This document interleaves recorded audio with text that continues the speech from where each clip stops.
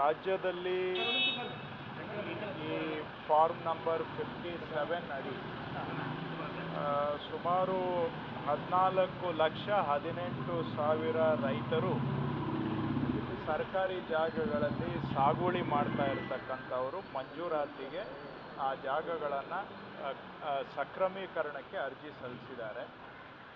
ಈಗಾಗಲೇ ರಾಜ್ಯದಲ್ಲಿ ಸುಮಾರು 170 ಬಗರ್ ಹುಕುಂ ಸಮಿತಿಗಳನ್ನು ನಾವು ರಚನೆ ಮಾಡಿದ್ದೇವೆ. 170 ಬಗರ್ ಹುಕುಂ ಸಮಿತಿಗಳು ರಚನೆ ಆಗಿದೆ. ನಾನು ಎಲ್ಲ ತಹಶೀಲ್ದಾರ್ ಜೊತೆಗೆ ಇವತ್ತು ನೇರವಾಗಿ ಸಿ ಮುಖಾಂತರ ಮಾತಾಡಿದ್ದೇನೆ. ಅದರಲ್ಲಿ ಸುಮಾರು 50 ತಾಲೂಕುಗಳಿಗೆ ಇಂಡಿವಿಜುವಲ್ ಆಗಿ ನಾನು ಇವತ್ತು ಅವ್ರ ಜೊತೆ ಮಾತಾಡಿದ್ದೇನೆ. ಅವರಿಗೆಲ್ಲರಿಗೂ ಹೇಳಿದ್ದೇನೆ, ಈ ತಿಂಗಳಿನಲ್ಲಿ ಎಷ್ಟು ಸಾಧ್ಯ ಆದರೆ ಅಷ್ಟು ಅರ್ಜಿಗಳು ರೈತರದನ್ನು ಸಕ್ರಮೀಕರಣಕ್ಕೆ ವಿಲೆ ಮಾಡ್ತಕ್ಕಂಥದ್ದನ್ನು ಮಾಡಬೇಕು ಅಂತೇಳಿ ಅಂತ. ತಹಶೀಲ್ದಾರಿಂದ ನನಗೆ ಬಂದಿರುವಂಥ ಮಾಹಿತಿ ಪ್ರಕಾರ ಸುಮಾರು ಜನ ಹಾಕಿರ್ತಕ್ಕಂಥ ಅರ್ಜಿಗಳು ಅರ್ಹತೆ ಇಲ್ಲ ಅಂತ. ಕಾರಣ ಅವು ನಗರ ಪ್ರದೇಶಗಳಿಗೆ ಹೊಂದಿಕೊಂಡಿದ್ದಾವೆ ಅಥವಾ ಅವರು ಸಾಗುವಳಿನೇ ಮಾಡ್ತಾ ಇಲ್ಲ, ಅಥವಾ ಅಲ್ಲಿ ಗೋಮಾಳ ಕೆಲವು ಕಡೆ ಇದೆ, ಕೆಲವು ಕಡೆ ಫಾರೆಸ್ಟ್ ಜಮೀನಿಗೆ ಅರ್ಜಿ ಹಾಕಿದ್ದಾರೆ. ಈ ರೀತಿಯಾದಂಥ ಪ್ರಕರಣಗಳಿದ್ದಾವೆ. ನಾನು ಹೇಳಿದ್ದೇನೆ, ಏನು ಕಾನೂನಿದೆ ಕಾನೂನು ಪ್ರಕಾರವಾಗಿ ಯಾರು ಅರ್ಹರಿದ್ದಾರೆ ಅವರಿಗೆ ಮುಂದಿನ 4-5 ತಿಂಗಳ ಒಳಗಡೆ ಅರ್ಹ ಇರುವಂಥ ಎಲ್ಲರಿಗೂ ಕೂಡ ಫಾರ್ಮ್ 57ನಲ್ಲಿ ಹಾಕಿರ್ತಕ್ಕಂಥ ಅರ್ಜಿಗಳನ್ನು ವಿಲೆ ಮಾಡಲೇಬೇಕು. ಇದು ಸರ್ಕಾರದ ಭರವಸೆ ಆಗಿದೆ ಜನಗಳಿಗೆ. ನಾವು ಮಾತು ಕೊಟ್ಟಿದ್ದೇವೆ. ಮುಖ್ಯಮಂತ್ರಿಗಳು ಕೂಡ ಬಗರ್ ಹುಕುಮಲ್ಲಿ ಅರ್ಜಿ ಹಾಕಿರ್ತಕ್ಕಂಥ ರೈತರಿಗೆ ಆದಷ್ಟು ಶೀಘ್ರವಾಗಿ ಎಲಿಜಿಬಲ್ ಇರೋರಿಗೆ ಸಾಗುವಳಿ ಚೀಟಿಯನ್ನು ಕೊಡಬೇಕು ಅನ್ನುವಂಥದ್ದನ್ನು ಅನುಷ್ಠಾನ ಮಾಡಬೇಕು ಅಂತ ಸೂಚನೆ ಕೊಟ್ಟಿದ್ದೇನೆ. ಈ ಬಾರಿ ನಾವು ಬಗರ್ ಹುಕುಂ ಕಮಿಟಿಯಲ್ಲಿ ಯಾರಿಗೆ ನಾವು ಸಕ್ರಮೀಕರಣ ಮಾಡಿಕೊಡ್ತೇವೆ ಅವರಿಗೆ ಬರೀ ಸಾಗುವಳಿ ಚೀಟಿ ಕೊಡೋದಷ್ಟೇ ಅಲ್ಲ, ಅವರಿಗೆ ಸರ್ವೆನೂ ಮಾಡಿ ಹೊಸ ಇಸ್ಸಾ ನಂಬರ್ ಕ್ರಿಯೇಟ್ ಮಾಡಿ ಬಾಣಿ ಮಾಡಿ ಹಾಗೂ ಜಮೀನನ್ನು ಸರ್ಕಾರದಿಂದ ರೈತರಿಗೆ ರಿಜಿಸ್ಟರು ಮಾಡಿಕೊಡ್ತೇವೆ. ಅವರು ವಾಪಸ್ಸು ನಮ್ಮ ಹತ್ರ ಪೋಡಿ ದುರಸ್ತಿಗೆ ಬರಬೇಕಾಗಿಲ್ಲ, ದಾಖಲೆ ಕಳೆದೋಯ್ತು ಅಂತ ಇರೋದಿಲ್ಲ. ಯಾಕೆಂದರೆ ಎಲ್ಲ ಡಿಜಿಟಲ್ ಆಗಿ ಮಾಡ್ತಾ ಇದ್ದೇವೆ, ಯಾವ ದಾಖಲೆ ಕಳೆದಾಕ್ಲಿಕ್ಕೆ ಅವಕಾಶ ಇಲ್ಲ ಇದರಲ್ಲಿ. ಸೊ ಹಾಗಾಗಿ ನಾವು ಒಂದು ಬಾರಿ ಅವರಿಗೆ ಸಾಗುವಳಿ ಚೀಟಿ ಕೊಟ್ಟರೆ ಪೋಡಿ ದುರಸ್ತು, ಅವರಿಗೆ ಲ್ಯಾಂಡ್ ರಿಜಿಸ್ಟರು, RTC 100ಕ್ಕೆ 100 ಕೂಡ ಅವರಿಗೆ ಯಾವುದೇ ಬಾಕಿ ಇಲ್ಲದ ಹಾಗೆ ಪಕ್ಕ ನಾವು ಸಕ್ರಮೀಕರಣವನ್ನು ಮಾಡಿಕೊಡ್ತೇವೆ. ಹಾಗೆಯೇ ಅದರ ಜೊತೆಗೇ ನಾನು ಎಲ್ಲ ತಹಶೀಲ್ದಾರ್ಗೆ ಸೂಚನೆ ಕೊಟ್ಟಿದ್ದೇನೆ, ಏನು ಈ ಹಿಂದೆ ಮಂಜೂರಾಗಿರ್ತಕ್ಕಂಥ ರೈತರಿಗೆ ಇನ್ನೂ ದುರಸ್ತು ಆಗದೇ ಇರುವಂತಹದ್ದು, ಪೋಡಿ ದುರಸ್ತು ಆಗದೆ ಇರುವಂಥ ಪ್ರಕರಣಗಳು ಸುಮಾರು 10 ಲಕ್ಷಕ್ಕಿಂತ ಹೆಚ್ಚು ರೈತರು ಆ ಥರ ಇದ್ದಾರೆ. ಅವರಿಗೆಲ್ಲ ಮಂಜೂರಾಗಿ 20-30 ವರ್ಷ ಆಗಿದೆ, 40 ವರ್ಷ ಆಗಿದೆ, ಆದರೆ ಇವತ್ತಿಗೂ ಅವರಿಗೆ ದುರಸ್ತು ಆಗಿಲ್ಲ.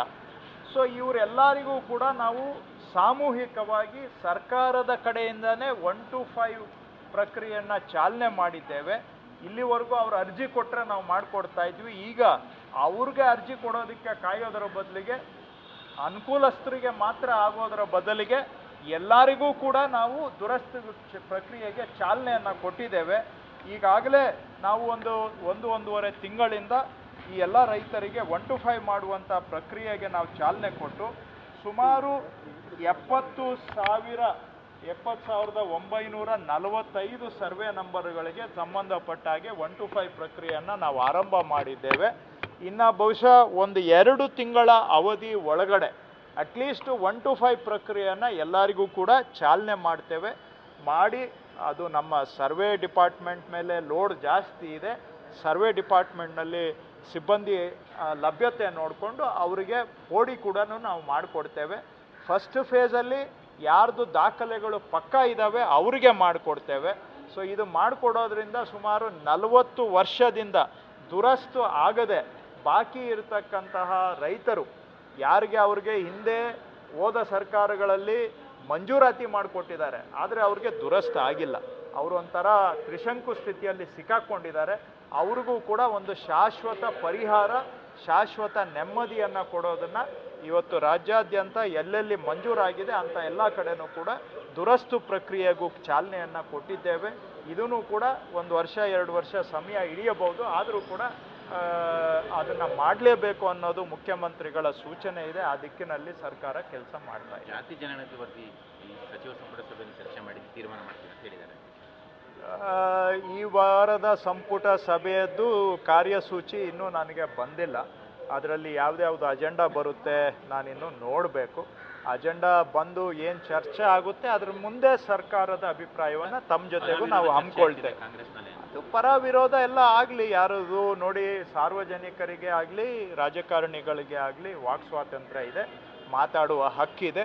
ಅವರವರ ಅಭಿಪ್ರಾಯಗಳನ್ನು ಎಲ್ಲರೂ ಕೂಡ ಹೇಳಲಿ. ಅವೆಲ್ಲ ಪರ ವಿರೋಧ ಎಲ್ಲವನ್ನೂ ಕೂಡ ನಾವು ಕ್ಯಾಬಿನೆಟಲ್ಲಿ ಚರ್ಚೆ ಮಾಡಿ ಆ ನಂತರ ಒಂದು ತೀರ್ಮಾನಕ್ಕೆ ಬರ್ತೇವೆ. ನಮ್ಮ ಅಭಿಪ್ರಾಯ ನಾನು ಕ್ಯಾಬಿನೆಟಲ್ಲಿ ಹೇಳ್ತೇನೆ. ನಾನು ಯಾಕಂದರೆ ಒಬ್ಬ ಸಾರ್ವಜನಿಕರಾಗಿ ನಾವು ಎಲ್ಲಿ ಬೇಕಾದರೂ ಹೇಳ್ಬೋದು. ಆದರೆ ಮಂತ್ರಿ ಆಗಿರ್ತಕ್ಕಂಥವರು ನಾನು ಮಾತಾಡಿದರೆ ನೀವೇ ನಾಳೆ ನನಗೆ ಹೇಳ್ತೀರಾ ನೀವು ಸರ್ಕಾರದ ಪ್ರತಿನಿಧಿ, ನೀವು ಹೇಳಿದ್ದು ಸರ್ಕಾರದ ಹೇಳಿಕೆ ಆಗುತ್ತೆ ಅಂತ. ಕ್ಯಾಬಿನೆಟಲ್ಲಿ ಚರ್ಚೆ ಆದಮೇಲೆ ನನ್ನ ಹೇಳಿಕೆ, ಸರ್ಕಾರದ ಹೇಳಿಕೆ ಎಲ್ಲವನ್ನು ಕೂಡ ತಮ್ಮ ಜೊತೆಗೆ ಹಂಚಿಕೊಳ್ತೇವೆ. ಜಾತಿವಾರು ಸಂಘರ್ಷ ಯಾಕೆ ನಿಮ್ಮ ಒಕ್ಕಲಿಗ ಸಚಿವರು ಮತ್ತು ಲಿಂಗಾಯತ ಸಚಿವರು ಕೂಡ ಶಾಸಕರು ಕೂಡ ಬಹಿರಂಗ ಪತ್ರ ಬರೆದಿದ್ದು ವಿರೋಧ ವ್ಯಕ್ತಪಡಿಸಿದ್ರು. ಅದಕ್ಕೆ ತಮ್ಮ ಸಹಮತ ಇದೆಯಾ? ನೋಡಿ, ಏನೇ ಇದ್ದರೂ ಕೂಡ ನಾನೊಬ್ಬ ಮಂತ್ರಿಯಾಗಿ ಫಸ್ಟು ನಮ್ಮ ಅಭಿಪ್ರಾಯವನ್ನು ಕ್ಯಾಬಿನೆಟ್ ಒಳಗಡೆ ಹೇಳಬೇಕು. ನಾನು ಒಬ್ಬ ಸಾರ್ವಜನಿಕನೂ ಹೌದು, ಆದರೆ ಇವತ್ತು ಜವಾಬ್ದಾರಿಯುತ ಸ್ಥಾನದಲ್ಲಿರೋವಾಗ ನಾನು ಏನೇ ಮಾತಾಡಿದರೂ ಕೂಡ ಅದು ಇಡೀ ಸರ್ಕಾರದ ನಿಲುವಾಗುತ್ತೆ. ಅದನ್ನು ಗಮನದಲ್ಲಿಟ್ಕೊಂಡು ತೀರಾ ಅನಿವಾರ್ಯ ಪ್ರಕರಣಗಳನ್ನು ಹೊರತುಪಡಿಸಿ ನಾವು ಎಲ್ಲಿ ಮಾತಾಡಬೇಕೋ ನಮ್ಮ ಅಭಿಪ್ರಾಯ ಅಲ್ಲೇ ಮಾತಾಡಬೇಕು. ಅಷ್ಟಕ್ಕೂ ಆ ವರದಿ ಒಳಗಡೆ ಏನಿದೆ ಅನ್ನೋದು ಕೂಡ ನಮಗಿನ್ನೂ ಡೀಟೇಲ್ಸು ಗೊತ್ತಿಲ್ಲ. ಸೊ ಅದನ್ನೆಲ್ಲ ನೋಡದೆ ನಾವು ಮಾತಾಡೋದು ಸರಿ ಹೋಗೋದಿಲ್ಲ. ಬೇರೆಯವರು ಏನೆಲ್ಲ ಅಭಿಪ್ರಾಯ ಹೇಳಿದ್ದಾರೆ ಅವರಿಗೆ ಹಕ್ಕಿದೆ, ಅವರ ಅಭಿಪ್ರಾಯ ಅವರ ಹಕ್ಕನ್ನು ನಾವು ಗೌರವ ಮಾಡ್ತೇವೆ. ಅವರು ಪರವಾಗೇ ಹೇಳಲಿ ವಿರೋಧವಾಗೇ ಹೇಳಲಿ, ಅದು ಎಲ್ಲವನ್ನೂ ಕೂಡ ನಾವು ಸಮಚಿತ್ತದಿಂದ ತೆಗೆದುಕೊಳ್ಬೇಕು. ಅವರ ಅಭಿಪ್ರಾಯಗಳನ್ನು ತೆಗೆದುಕೊಂಡು ಚರ್ಚೆ ಮಾಡ್ತೇವೆ. ಕುಮಾರಸ್ವಾಮಿ ಅವರ ವಿರುದ್ಧ ಅಮೃತಹಳ್ಳಿ ಪೊಲೀಸ್ ಠಾಣೆಯಲ್ಲಿ ದಾಖಲಾಗಿರುವಂಥದ್ದು ಪ್ಯೂರ್ಲಿ ಪೊಲಿಟಿಕಲ್ ಮೋಟಿವೇಟೆಡ್, ರಾಜಕೀಯ ದುರುದ್ದೇಶದಿಂದ ನನ್ನ ಮೇಲೆ FIR ಮಾಡಿಸಿದ್ದಾರೆ ಅನ್ನುವಂಥ ಒಂದು ಗಂಭೀರ ಆರೋಪವನ್ನು ಸರ್ಕಾರದ ವಿರುದ್ಧ ಮಾಡ್ತಾರೆ. ಅವರು ನೋಡಿ, ನಾನು ಏನು ಹೇಳಲಿ, ಅದಕ್ಕೆ ತನಿಖೆ ಆಗಲಿ, ಯಾರಾದರೂ ಅವರು ಯಾರು, ಅವರು ದೂರುದಾರರಿಗೂ ನಮಗೂ ಏನು ಸಂಬಂಧ? ದೂರುದಾರರಿಗೆ ಹೋಗಿ ಧಮಕಿ ಹಾಕಿರೋದು ಅವರು ಅಂತ ಅವ್ರು ಕಂಪ್ಲೇಂಟ್ ಕೊಟ್ಟಿದ್ದಾರೆ. ತನಿಖೆ ಆಗಿ ಸತ್ಯ ಹೊರಗೆ ಬರಲಿ. ಅದರಲ್ಲಿ ಸುಮ್ಮನೆ ಅವರು ದೂರು ಕೊಟ್ಟಿರೋರು ಅವ್ರ ಪಾರ್ಟಿಯಲ್ಲಿದ್ದವರು, ಅವರೇನು ಕಾಂಗ್ರೆಸ್ನವರಾ? ಅವರು JDS ಅಲ್ಲೇ ಏನೋ ಅವರು ಆಫೀಸ್ ಬೇರರ್ ಆಗಿದ್ರು ಅಂತ ಅವರೇ ಹೇಳ್ಕೊಂಡಿದ್ದಾರೆ. JDS ಆಫೀಸ್ ಬೇರರ್ಗೆ ನಾವು ಹೇಳ್ಕೊಟ್ಟು ಮಾಡ್ತಿದ್ದೀವ? ಈ ಥರ ಎಲ್ಲ ಸುಮ್ಮನೆ ಸತ್ಯ ಮರೆಮಾಚ್ತಕ್ಕಂಥದ್ದು, ಅದರಿಂದ ಏನು ಲಾಭ ಇಲ್ಲ. ತನಿಖೆ ಆಗಲಿ, ಸತ್ಯ ಏನಿದ್ರೆ ಅದರ ಪ್ರಕಾರ ಮುಂದಿನ ಕುಮಾರಸ್ವಾಮಿ ಅವರನ್ನ ಹೆದರಿಸೋ ತಂತ್ರ ನಡೀತಾ ಇದೆಯಂತೆ ಕಾಂಗ್ರೆಸ್ಸಿಂದ. ಸರ್ಕಾರ ಬೀಳಿಸ್ಬಿಡ್ತೀವಿ ಅಂತ ಹೇಳಿ ಮಾಡ್ತಾ ಇರೋರು ಅವರು, ಸರ್ಕಾರ ಕಿತ್ತಾಕ್ತೀವಿ ಅಂತ ಹೊರಟಿರೋರು ಅವರು. ಕೇಂದ್ರ ಸರ್ಕಾರದಲ್ಲಿ ಸಚಿವರಾಗಿರೋರು ರಾಜ್ಯಕ್ಕೆ ನಾವು ನಮ್ಮಿಂದ ಏನು ಅನುಕೂಲ ಅಂತ ಇಲ್ಲಿವರೆಗೂ ಏನಾದರೂ ಒಂದು ಕೆಲಸ ಆಗಿದೆಯಾ? ಒಂದು ಮೇಕೆದಾಟುಗೆ ಪರ್ಮಿಷನ್ ಕೊಡಿಸಿದಾರಾ? ಇಲ್ಲಿ ಮಹದಾಯಿ ನದಿ ವಿಷಯದಲ್ಲಿ ಗೋವಾದವ್ರಿಗೆ ಪರ್ಮಿಷನ್ ಕೊಡ್ತಾರೆ ಪವರ್ ಲೈನ್ ಎಳೆಯೋದಕ್ಕೆ, ಕರೆಂಟ್ದು ಲೈನ್ ಎಳೆಯೋಕ್ಕೆ. ಅಲ್ಲೇ ನಮ್ಮದು ಕಳಸಾ ಬಂಡೂರಿದು ನೀರಿನ ಪೈಪ್ ಹಾಕೋಕ್ಕೆ ನಮಗೆ ಪರ್ಮಿಷನ್ ಕೊಡಲ್ಲ. ಆದರೆ ಅಲ್ಲಿ ಮರಗಳನ್ನು ಕಡಿದು ಹೈ ಟೆನ್ಷನ್ನು ಲೈನ್ ಎಳೆದು ಗೋವಾಗೆ ಕರೆಂಟ್ ಕೊಡೋದಕ್ಕೆ ಪರ್ಮಿಷನ್ ಕೊಡ್ತಾರೆ. ನಮ್ಮ ರಾಜ್ಯದಿಂದ ಸಚಿವರಾಗಿರೋರು ಏನು ಮಾಡ್ತಾ ಇದ್ದಾರೆ? ಮಧ್ಯ ಕರ್ನಾಟಕ ಭಾಗಕ್ಕೆ ಕುಡಿಯೋ ನೀರು ಕೊಡೋದಕ್ಕೆ ಅಪ್ಪರ್ ಭದ್ರಾ ಯೋಜನೆಗೆ ಸೆಂಟ್ರಲ್ ಗೌರ್ಮೆಂಟು 5,300 ಕೋಟಿ ರೂಪಾಯಿ ಕೊಡಬೇಕು ನಮಗೆ. ನಯಾ ಪೈಸಾ ಕೊಟ್ಟಿಲ್ಲ, ಕಾಲ ಕಳೀತಾ ಇದ್ದಾರೆ. ಕೇಂದ್ರ ಸಚಿವರಾಗಿರೋರು ಏನು ಮಾಡ್ತಾ ಇದ್ದಾರೆ? ಕರ್ನಾಟಕಕ್ಕೆ ಅನ್ಯಾಯದ ಮೇಲೆ ಅನ್ಯಾಯ ಬೀಳ್ತಾ ಇದ್ರೂ ಕೂಡ, ಹೊಡೆತಗಳು ಬೀಳ್ತಾ ಇದ್ರೂ ಕೂಡ ಇವರೆಲ್ಲ MP ಗಳಾಗಿರೋರು, ಸೆಂಟ್ರಲ್ ಮಿನಿಸ್ಟರ್ಸ್ ಆಗಿರೋರು ಕರ್ನಾಟಕದ ಹಿತ ಕಾಪಾಡೋದ್ರಲ್ಲಿ ವಿಫಲರಾಗಿದ್ದಾರಾ ಇಲ್ವಾ? ಇವರು ಸೆಂಟ್ರಲ್ ಗೌರ್ಮೆಂಟಿಂದ ಈ ಥರ ಇಷ್ಟು ದೊಡ್ಡ ಅನ್ಯಾಯ ಕರ್ನಾಟಕಕ್ಕೆ ಆಗ್ತಾ ಇರೋವಾಗ ನ್ಯಾಯ ಕೊಡಿಸೋದು ಬಿಟ್ಟುಬಿಟ್ಟು ಅವ್ರದ್ದು ಗುರಿ ಎಲ್ಲ ಏನಪ್ಪ ಅಂತ ಹೇಳಿದ್ರೆ ಕಾಂಗ್ರೆಸ್ ಗೌರ್ಮೆಂಟು ಬೀಳಿಸ್ಬೇಕು. ಕಾಂಗ್ರೆಸ್ ಗೌರ್ಮೆಂಟ್ ಬೀಳಿಸೋದ್ರಿಂದ ಆಯಿತು, ನಿಮಗೆ ರಾಜಕೀಯ ಲಾಭ ಆಗ್ಬೋದು, ನಿಮಗೆ ಅಧಿಕಾರ ಸಿಗ್ಬೋದು, BJPಗೆ JDSಗೆ. ಕರ್ನಾಟಕದ ಜನಕ್ಕೆ ಏನು ಲಾಭ? ಯಾಕೆ ಕೇಂದ್ರ ಸರ್ಕಾರದಿಂದ ಈ ಥರ ಅನ್ಯಾಯ ಆಗ್ತಾ ಇದೆ? ಅನ್ಯಾಯ ಆಗ್ತಾ ಇರೋವಾಗ ನೀವು ಸೆಂಟ್ರಲ್ ಮಿನಿಸ್ಟ್ರುಗಳು ಏನು ಮಾಡ್ತಾ ಇದ್ದೀರಿ? ಅನ್ಯಾಯ ಮಾಡಿಸೋದಕ್ಕೆ ಕೂತಿದ್ದೀರಾ ಸೆಂಟ್ರಲ್ ಗೌರ್ಮೆಂಟಲ್ಲಿ. ಸೊ ನೀವು ಯಾರ ಮೇಲೆ ಸೇಡ್ ತೀರಿಸ್ಕೋತಾ ಇದ್ದೀರಿ? ಕಾಂಗ್ರೆಸ್ ಮೇಲೆ, ಕರ್ನಾಟಕರ ಮೇಲೆ ಸೇಡ್ ತೀರಿಸ್ಕೋತಾ ಇದ್ದೀರಾ. ಕರ್ನಾಟಕ ರಾಜ್ಯದ ಮೇಲೆ ಯಾಕೆ ನಿಮಗೆ ದ್ವೇಷ? ನೀವು ಕಾಂಗ್ರೆಸ್ಸನ್ನು ಸರ್ಕಾರ ಬೀಳಿಸಿ ಪ್ರಜಾಪ್ರಭುತ್ವವನ್ನು ಬುಡಮೇಲು ಮಾಡಿ. ಆದರೆ ಮೇಕೆದಾಟು ಕಾವೇರಿ ವಿಷಯದಲ್ಲಿ, ಮಹದಾಯಿ ವಿಷಯದಲ್ಲಿ, ಅಪ್ಪರ್ ಭದ್ರಾ ವಿಷಯದಲ್ಲಿ ಯಾಕೆ ಕರ್ನಾಟಕದ ಮೇಲೆ ದ್ವೇಷ ತೀರಿಸ್ಕೋತಾ ಇದ್ದೀರಿ? ಅದಕ್ಕೆ ಉತ್ತರ ಕೊಡಿ. ನ್ಯೂಸ್ ಫಸ್ಟ್ ನಿರ್ಭೀತಿಯಿಂದ ನಿಮ್ಮ ಪರವಾಗಿ.